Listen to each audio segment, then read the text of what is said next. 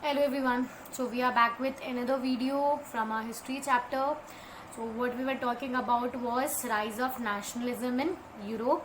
So when we were talking about Europe, we saw that the very first country to have the feeling of nationalism or to change or bring changes or revolution in the society was France. So we have seen, we have talked about, we have learned about French Revolution since our class 9th.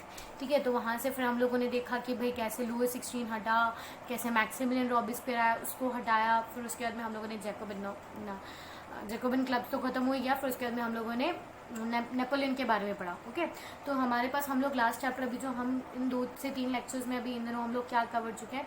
Napoleon जब आया था 1804 के अंदर, तो नेपोलिक code जो अपने साथ लेकर के आया, वो क्या क्या चीज़ें, क्या क्या सेंटिमेंट्स वगैरह से वो डील कर रहा था. उसके बाद में हम लोगों ने ये देखा कि भाई नेपोलियन जितना अच्छा काम कर रहा था तो वो अपने दुश्मनों को भी वहाँ पे अराइज कर रहा था, राइट. तो कैसे क्या होता है, फाइनली नेपोलियन यहाँ पे डिफीट होने वाला होता है.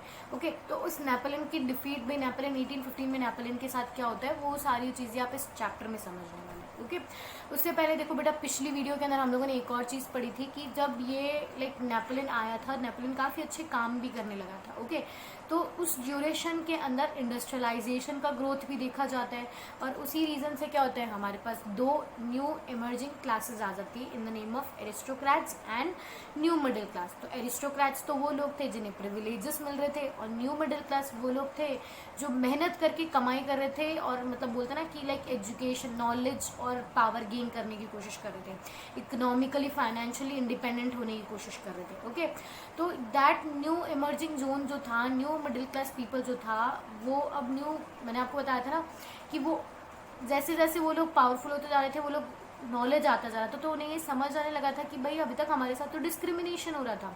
इसीलिए वो क्या चाहते थे, they wanted a free nation. Okay, वो लोग, उन लोगों ने एक certain kind of demand raise कर दी थी. ये सारी चीज़ें तो हम पिछले चैप्टर से समझ चुके हैं ना.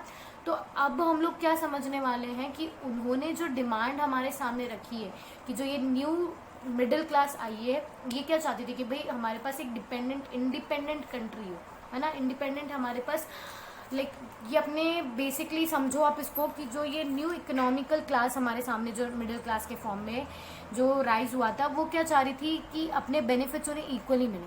Okay, and that all stands in the name of liberal nationalism.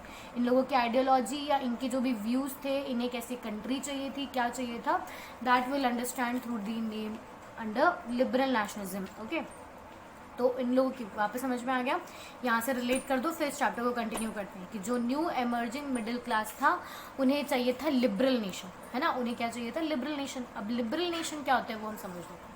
तो पहली चीज़ बेटा, लिबरल का मतलब होता है फ्री. लिबरल एक लैटिन वर्ड है जिसका मतलब होता है फ्री. अब फ्री से इन लोगों ने क्या समझा, फ्री से इन लोगों का मतलब क्या हुआ कि भाई इंडिविजुअल की फ्रीडम. ठीक है, दे वांटेड, अब ये लोग, मैंने आपको बताया था ना, ये इंडस्ट्रियल डेवलपमेंट से आए थे लोग, तो अभी ये इन्हें चाहिए था freedom of trading, freedom of individual rights. ठीक है, equality before the law. These were the certain prospectives that they were working upon. Okay, so liberalism derives from Latin word liber, meaning free, freedom of individual and equality of all before law. ठीक है, they wanted a government by consent. Now government of consent कैसे समझते हो आप, कि जैसे for example मानो consent का मतलब क्या होता है, मंजूरी. ओके, हमें बहुत सी बार होता है ना कि हमें कोई काम करना होता है, हमें कहीं बाहर जाना होता है, तो हम हमारे पेरेंट्स की पेरेंट्स की परमिशन लेते हैं. Okay, so that is like consent of parents and that is consent of government. समझ में आ गया कि मतलब जो लीडर्स इलेक्ट हुए हैं, जो लीडर्स रिप्रेजेंट हुए हैं, वो किसके थ्रू हो, वो पीपल के थ्रू हो, वो किसकी मंजूरी के साथ में हो, पीपल के थ्रू हो जाए. समझ में आ गया. So they wanted a constitutional representative and a parliamentary form of government. अब इसको समझो, कॉन्स्टिट्यूशन मतलब एक ऐसी गवर्नमेंट जो अबाइडेड हो बाय कॉन्स्टिट्यूशन. जैसे हम इंडियन गवर्नमेंट को देखते हैं कि यहाँ पे जो भी रूल्स वगैरह, लॉज वगैरह निकलते हैं, वो किसकी वैल्यूज़, किसके एथिक्स को ध्यान रखते हुए बनते हैं, कॉन्स्टिट्यूशन को. लाइक कॉन्स्टिट्यूशन इज सुप्रीम, है ना. चाहे हम लोग यहाँ पे नरेंद्र मोदी को, पीएम को ले लें, like legislature, executive, supreme court, किसी को भी ले लें, तो सबसे सुप्रीम हमारे सामने कौन सा क्या हो जाता है, कॉन्स्टिट्यूशन. रिप्रेजेंटेटिव आप मतलब समझते हो कि जहाँ लोगों के रिप्रेजेंटेटिव्स बैठे, जो लोगों के लिए काम करने वाले हो, है ना. पार्लियामेंट्री, इंडिया में भी देखा है ना पार्लियामेंट्री सिस्टम कैसा होता है, लोकसभा एंड राज्यसभा. बहुत से अगर आप कंट्रीज की पार्लियामेंट पढ़ोगे तो आपको वहाँ पे दिखेगा house of people, senate, house of Lord's.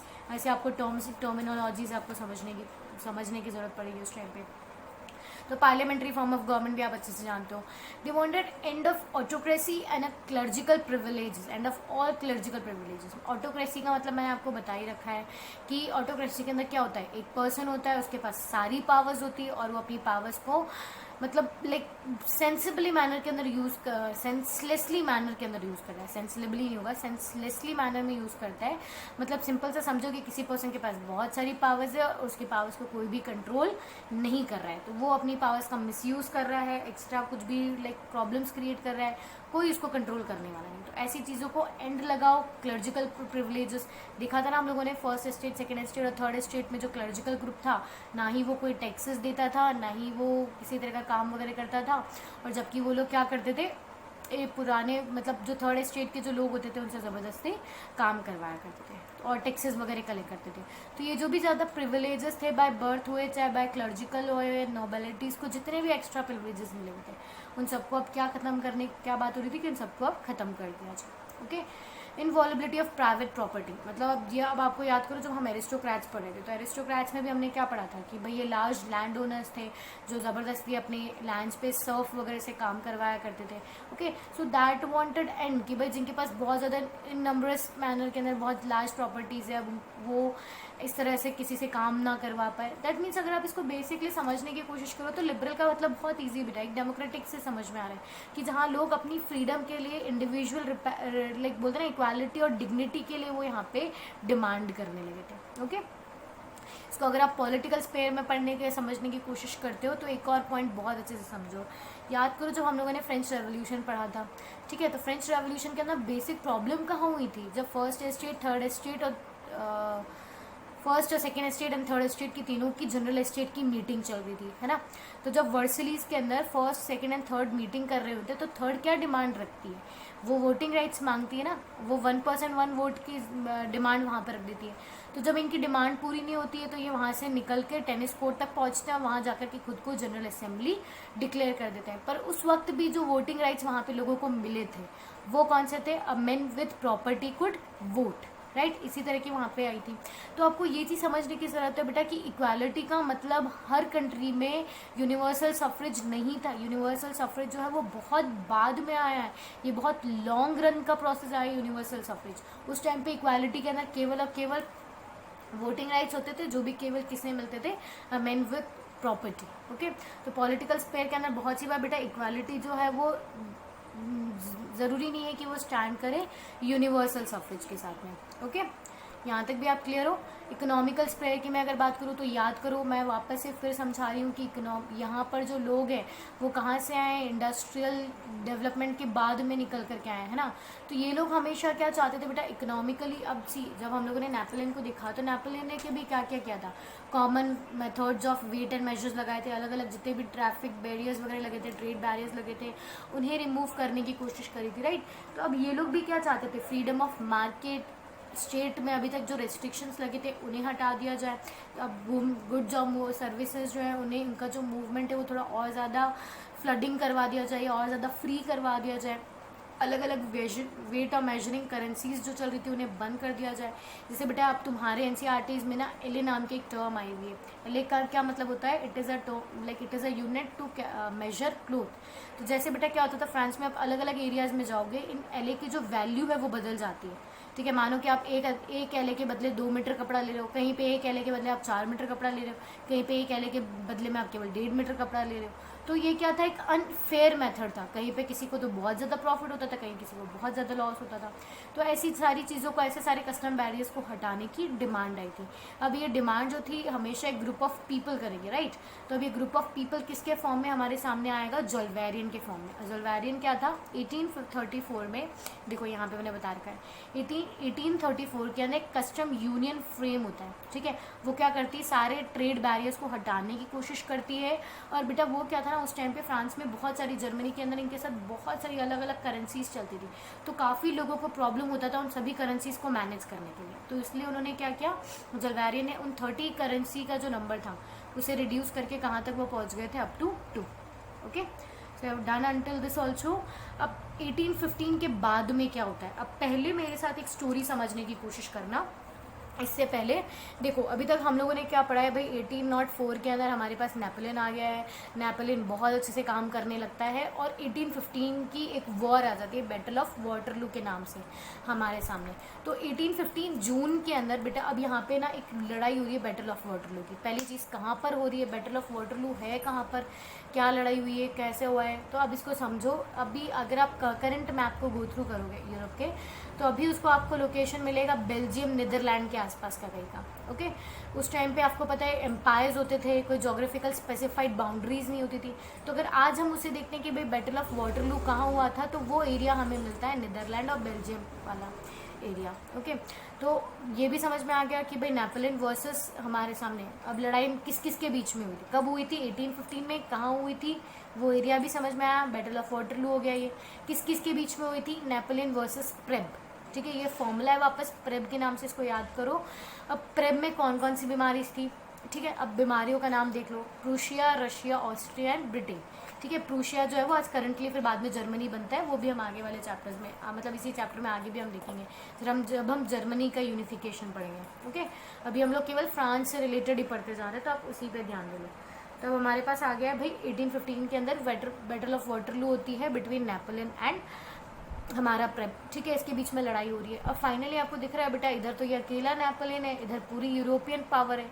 तो अब क्या होता है, हमारा नेपोलियन जो है वो यहाँ पे हार जाता है। अब याद करो जब हम लोगों ने वर्ल्ड वॉर 1 पढ़ा था, है ना, तो वर्ल्ड वॉर हिटलर वाली स्टोरी में मैंने बताया था कि जब वर्ल्ड वॉर 1 ख़त्म हुआ, तो हमेशा कोई भी जब वॉर ख़त्म होती है, ठीक है, तो उसके बाद में एक ट्रीटी साइन होती है। So you will have to write me for today's homework it is कि वर्ल्ड वॉर 1 के वक्त में कौन सी ट्रीटी साइन हुई थी, उसका नेम मुझे कमेंट सेक्शन में आप बताओगे। ओके, तो अभी हम नेपोलियन और प्रेब पे आ जाते हैं। इनकी जब लड़ाई हुई, लड़ाई सॉर्ट होने के लिए फिर बाद में वहाँ पे एक ट्रीटी साइन हुई जिसका नाम है ट्रीटी ऑफ वियना। ये भी समझ में आ गया, ट्रीटी ऑफ वियना यहाँ पे साइन होती है।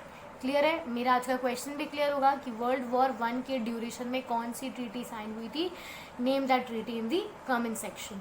सो ये आपको एक स्टोरी समझ में आ गई, राइट। अब स्टोरी समझ में आ गई तो ट्रीटी ऑफ वियना के बाद में आप बस इतना यहाँ पे समझो कि ट्रीटी ऑफ वियना क्या है, वो हम और डिटेल में समझेंगे, अभी इसी वीडियो के अंदर समझेंगे। पहले ये समझो कि ट्रीटी ऑफ वियना से क्या हुआ, बेसिकली क्या हुआ ट्रीटी ऑफ वियना से, कि ट्रीटी ऑफ वियना से जो बॉर्बन डायनेस्टी थी जिसे हटा दिया था पहले, है ना, याद है ना, लुई 16 जिसे हटा दिया था, जो लास्ट रूलर था हमारा बॉर्बन डायनेस्टी का, अब उसकी डायनेस्टी जो है वो राजा जो है वो वापस से रिस्टोर कर दिया। मतलब अभी तक हम लिबरल आइडियोलॉजी को पढ़ रहे थे, जहाँ लोग जो थे वो किसको डील कर रहे थे, वो फ्रीडम की डिमांड कर रहे थे, राइट। अब जैसे ही नेपोलियन हारता है तो जो पूरी आइडियोलॉजीज है वहाँ पे, जो थिंकिंग है वो चेंज हो जाती है इनटू कंजर्वेटिज्म। ठीक है, अब ये ISM का एक इम्पॉर्टेंट टर्म है, समझने की कोशिश करना। हमने अभी क्या पढ़ा, लिबरलिज्म, कंजर्वेटिज्म। तो ये टर्म ISM हम यूज़ कर रहे हैं ना, ये आइडियोलॉजीज बताती है। लिबरल का मतलब फ्री होता है, तो लिबरलिज्म वो आइडियोलॉजी, फ्रीडम वाली आइडियोलॉजी होगी। कंजर्वेटिज्म, तो कंजर्व मतलब आपको समझता है ना, समझ रहे हो ना, कि किसी चीज़ को बहुत अच्छे से प्रोटेक्ट करके, बचा करके, प्रिजर्व करके रखना है, तो उस आइडियोलॉजी को क्या कह देंगे हम, कंजर्वेटिज्म। तो कंजर्वेटिज्म आई थी 1815 में नेपोलियन के बाद में। अब इसमें क्या था वो देखो, सबसे पहले क्वेश्चन मैंने ये लिखवा रखा है, हु आर कंजर्वेटिव्स। तो ऐसे फिलोसोफर्स बेटा जो स्ट्रेस ओवर एन इम्पॉर्टेंट, मतलब लाइक इनके अकॉर्डिंग इनका मानना क्या था कि जो हमारे ट्रेडिशनल इंस्टीट्यूट्स हैं, जैसे मोनार्कीज हुई, क्लर्जीज हुई, चर्च हुए, ये हमारे लिए बहुत ज़्यादा इंपॉर्टेंट है। कंजर्वेटिव्स मतलब समझ में आ रहा है ना, कंजर्व करके रखना। तो इनका मानना था कि हमारा जो ट्रेडिशन है, हमारे जो पुराने तौर तरीके हैं, उन्हें हमें क्या करके रखना है, कंजर्व करने की ज़रूरत है। We have to protect them, we have to preserve them. ये इनकी मेन आइडियोलॉजीज यहाँ पे आ गई थी। ओके, पर बेटा अब ये जैसे आप मानो, इसको रिकॉल करो, हमारे एक एग्जाम्पल हमारे एंशिएंट टाइम से समझने की कोशिश करते हैं हम लोग, कि जब इंडिया इंडिपेंडेंट हुआ था, ठीक है, तो उस टाइम पे हम क्या चाह रहे थे कि भाई ये ब्रिटिशर्स को हटाओ, हमें तो अब इंडिपेंडेंट हो रहा है। तो जब हम इंडिपेंडेंट हो गए थे तो हमने क्या किया था, हम लोगों ने बहुत सारे बदलाव या बहुत सारे डेवलपमेंट जो ब्रिटिशर्स ने हमारी कंट्री में लाए थे, हमने उसे एक्सेप्ट किया था। तो सिमिलर बेटा नेपोलियन की बहुत सारी, मतलब मेजर ऑफ द बोलूँ में तो मैं इन्होंने पॉलिसीज़ को क्या किया था, हटा दिया था। पर कुछ ऐसी पॉलिसीज़ थी नेपोलियन की जो इन्होंने भी एक्सेप्ट की थी। मतलब these were the people who thought कि भाई हमारे जो ट्रेडिशनल इंस्टीट्यूट्स हैं, मोनार्कीज और चर्च, वो बहुत ज़्यादा इंपॉर्टेंट है, ठीक है। पर इन्होंने क्या है साथ में एक्सेप्ट किया था, मॉडर्नाइजेशन एंड मॉडर्न प्रिंसिपल्स, ठीक है। इनको लगता था कि अब मॉडर्नाइजेशन और मॉडर्न प्रिंसिपल्स की वजह के साथ में हम लोग हमारे ट्रेडिशनल इंस्टीट्यूट्स को और भी ज़्यादा स्ट्रॉन्गर बना सकते हैं, ओके। तो कंजर्वेटिव रिजाइम तुम्हें समझ में आ गई एक बार के लिए। तुम्हें नेपोलियन का हुआ क्या था वहाँ पे 1815 में बैटल ऑफ वाटरलू के अंदर, ये थोड़ी बहुत स्टोरी समझ में आ गई। अब देखो इंपॉर्टेंट क्वेश्चन क्या आता है। ट्रीटी ऑफ वियना साइन हुआ, याद करो हम लोगों ने उस टाइम पे ब्रिटिशर्स के जब वर्ल्ड वॉर के वक्त भी हम लोगों ने जर्मनी पे एक खास ट्रीटी लगाई थी, उसे काफ़ी अपना गोल्ड, आयरन, कोल, मतलब काफ़ी वेल्थ उसको देनी पड़ गई थी, राइट। तो अब यहाँ पे जब ये ट्रीटी ऑफ वियना लगता है तो इसका इम्पैक्ट क्या होता है, ट्रीटी ऑफ वियना के अंदर क्या क्या चीज़ें आई थी वो हम समझने की कोशिश करते हैं, है ना। तो ट्रीटी ऑफ वियना में समझो बेटा क्या क्या चीज़ें हुई थी। ट्रीटी ऑफ वियना 1815 में आया। यहाँ पर वियना कांग्रेस, मतलब जो ये पूरी ट्रीटी जब साइन हो रही थी तो इसको होस्ट करा किसने था। बेटा पहले तो ये समझो, मैंने आपको लोकेशन बता दी, मैप से इसकी लोकेशन समझने की कोशिश करना। वियना कहाँ है, ये देखो ऑस्ट्रिया में दिख रहा है यहाँ पे वियना, है ना। तो इसकी लोकेशन आपको समझ में आ गई। तो अब यहाँ पर जो सारे लोग हैं जो इकट्ठे हो रहे हैं ट्रीटी ऑफ वियना में, अब यहाँ पर एक होस्ट है, मतलब जिसने ये पूरी वियना की असेंबली, पूरी मीटिंग जो है कांग्रेस जो है इसको होस्ट किया। होस्ट मतलब समझते हो, हम किसी के घर पे खाना खाने जाते हैं तो हम बोलते हैं कि भाई आज का डिनर उन्होंने होस्ट किया, ठीक है। मिस्टर एक्स ने आपको पार्टी दी तो मिस्टर एक्स क्या हो जाएगा, होस्ट हो जाएगा, राइट। उसी तरीके से जो पूरी ट्रीटी हुई थी इसको होस्ट करने वाले कौन थे, बहुत इंपॉर्टेंट वन वर्ड क्वेश्चन है, अंडरलाइन कर लेना इसको। तो ऑस्ट्रियन चांसलर, वहाँ का राजा, ऑस्ट्रिया का राजा बोल सकते हो, डिक्टेटर बोल सकते हो, जिसका नाम था ड्यूक मेटरनिच, ओके, ड्यूक मेटरनिच था। तो Vienna Congress was hosted by Austrian chancellor और उसका नाम था ड्यूक मेटरनिच, ओके। इसका मेन ऑब्जेक्टिव क्या था ड्यूक मेटरनिच का इनका मेन ऑब्जेक्टिव क्या था बेटा कि 1804 से लेकर के 1815 तक नेपोलियन ने जितने भी चेंजेस किए थे ये एज अ अंडू बटन काम करने वाले। अंडू मतलब समझते ना कि आप कोई भी काम करो तो उसके बाद में अंडू क्लिक कर दो तो वापस पहले जैसा हो जाता है। तो ये अंडू बन चुके थे। अंडू का मतलब कैसे हो जाएगा कि नेपोलियन ने जितने भी चेंजेस किए थे, इक्वालिटी लाया था, लाइक सेंसरशिप लगाई थी, मतलब बहुत सारी चीज़ें जो उसने की थी ना, कि यूनिफॉर्म मेथड्स वगैरह अडॉप्ट करे थे, ठीक है, लोगों को इक्वालिटी दी थी, जितने भी प्रिविलेजेस थे उन्हें हटाया था, मोनार्कल गवर्नमेंट को हटाया था, ठीक है। तो इन्होंने वो सारे चेंजेस को अब क्या कर दिया था, अंडू कर दिया था। सबसे पहला काम उसने अंडू में क्या किया, इसने क्या किया था, नेपोलियन ने मोनार्की को हटाया था और इन्होंने क्या किया, मोनार्की को वापस से रीस्टोर कर दिया। बॉर्बन डायनेस्टी जो थी वापस से पावर में आ जाती है।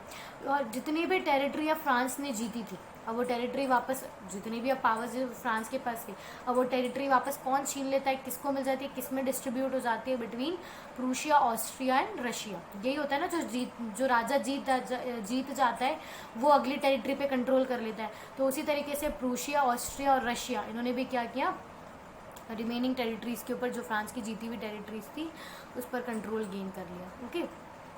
बेटा अब क्या हुआ था ना, देखो उस टाइम पे नेपोलियन ने क्या किया था, जर्मनी पर भी अटैक किया था, ठीक है। और उस टाइम पे जब उन्होंने जर्मनी पे अटैक किया था, या जर्मनी को अपने एरिया के अंदर अपनी टेरिटरी जब बनाया था नेपोलियन ने, तो उसको उन्होंने 39 स्टेट्स के अंदर डिवाइड करा था, ठीक है। तो आज भी मतलब ये ऐसी पर्टिकुलर चीज़ थी जो इन लोगों ने, केवल अकेली ऐसी चीज़ थी, आपको ये नंबर याद होना चाहिए, आपको ये चीज़ पर्टिकुलर याद होनी चाहिए कि केवल जर्मनी के वो 39 स्टेट्स थे नेपोलियन के बनाए हुए, केवल उन्हें उन लोगों ने डिस्ट्रॉय नहीं किया था, बाकी जितने भी नेपोलियन के चेंजेस थे उन्होंने सभी चेंजेस को मतलब चेंज कर दिया था, ओके।